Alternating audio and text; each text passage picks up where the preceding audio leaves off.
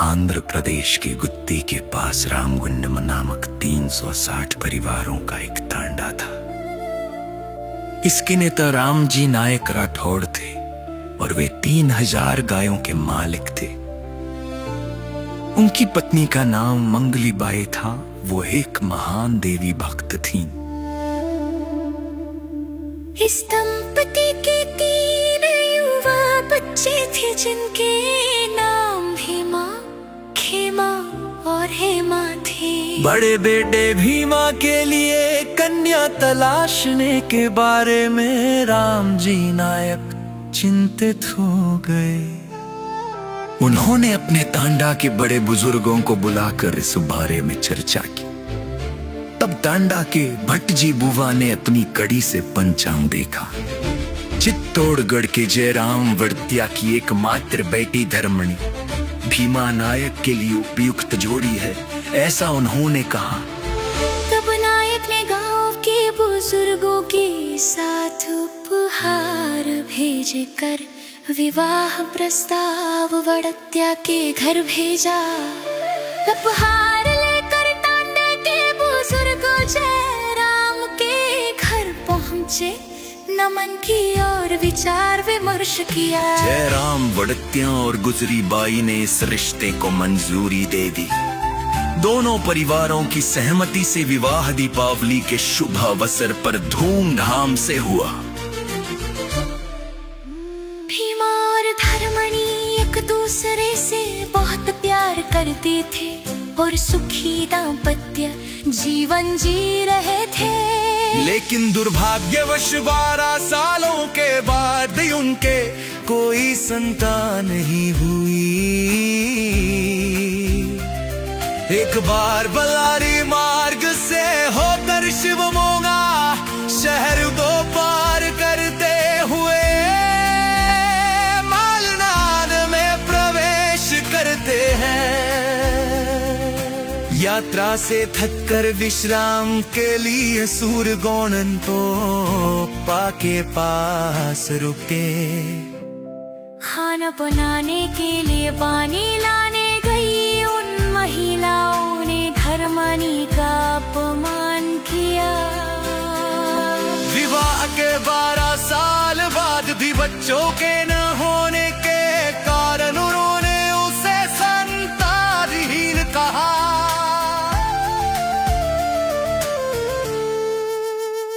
दुखी होकर धर्मणी ने भीमा नायक के पास आकर ये बात बताई।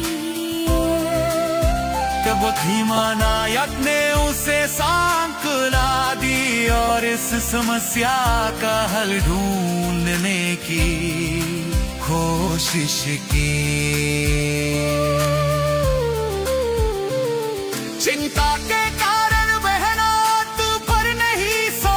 और अपनी पत्नी के दुख को सहन नहीं कर पाया।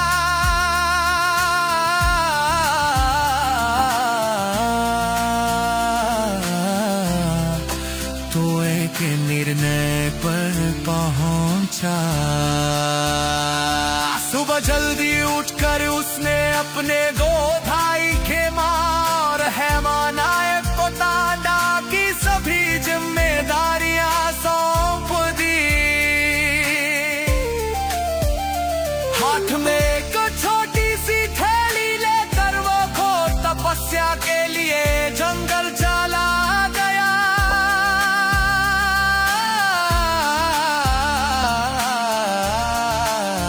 झंगरी झोल नामक स्थान को तपस्या के लिए उपयुक्त माना गया।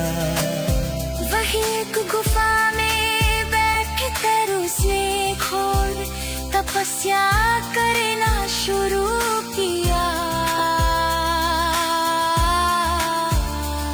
उसकी भक्ति से प्रसन्न होकर सप्त माताएं उसके पास आकर उसकी इच्छा पूरी करने का वचन देती है। वह संतान का भाग्य प्राप्त करने की कामना करता है। सप्त माताएं हजारों खूनों में स्नान करने जाती है और अपने शरीर का मारे से चार बोलियां लोकनायक को देती है। ये गोलियां धर्मनी को देने के लिए कहती है और बताती है।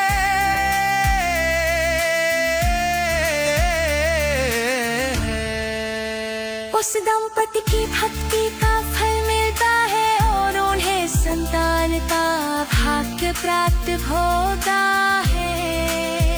और बड़े बेटे के रूप में सेवालाल 15 फरवरी 1739 को सूरगोंड को में जन्म लेते हैं।